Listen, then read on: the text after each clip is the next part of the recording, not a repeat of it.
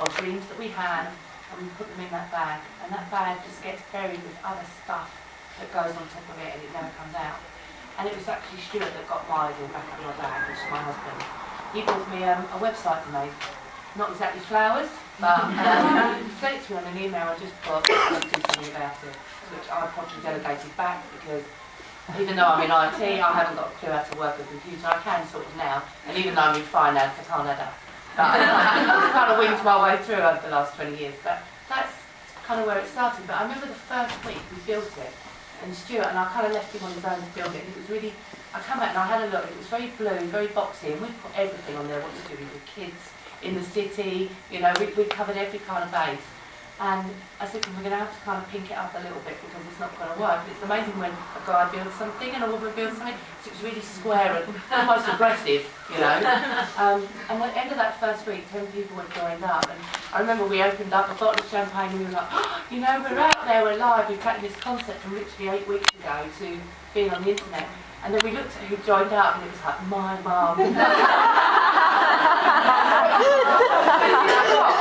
It didn't matter because, and this is to your point about networking, my mum, his dad talked, and they talked our business around their little communities and the daughters that were working in the city, and bit by bit it's grown to the 2 million hit website that it is today. So, you know, no harm in getting mums and dads and people to talk. So, yeah, a massive journey for us. Massive. And when did you start? When did you I started start? at the same time as Cal. I remember a conversation with Cal in 2008.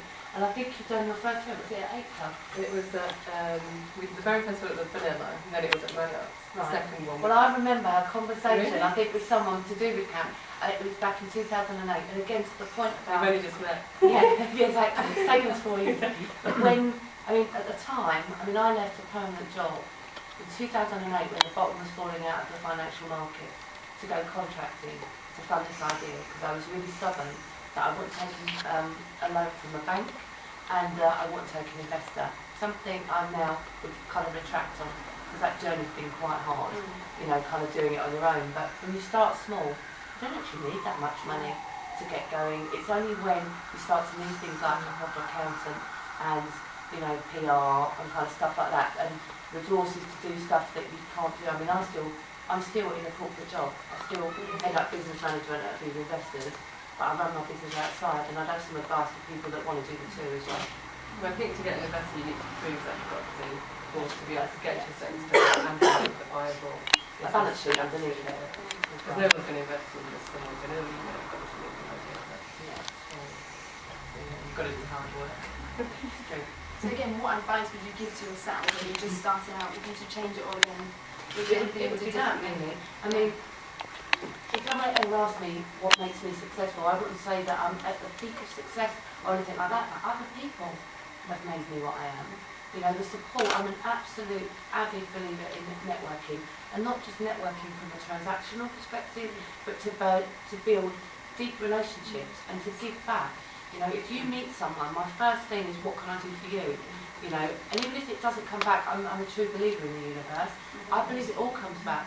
And if you do good things happen. So I wish I would have discovered networking earlier. I think if I'd have got off the bus at 16 and discovered the beauty of networking, I probably would be where I am now 10 years ago. So it's funny because I absolutely hate networking. It's my worst thing in life.